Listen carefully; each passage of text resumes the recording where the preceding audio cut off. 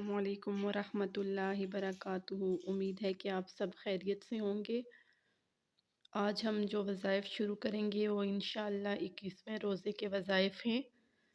فجر کی نماز کے بعد اللہ تعالیٰ کا پیارا نام یا حافظو 300 مرتبہ پڑھیں۔ ظہر کی نماز کے بعد اللہ کا پیارا نام یا ناصرو 300 مرتبہ پڑھیں۔ نماز کے بعد یا باسطو 300 مرتبہ پڑھیں۔ مغرب کی نماز کے بعد دعائے جمیلہ۔ عشاء کی نماز کے بعد سورۃ الطلاق کی یہ آیت 25 مرتبہ پڑھیں۔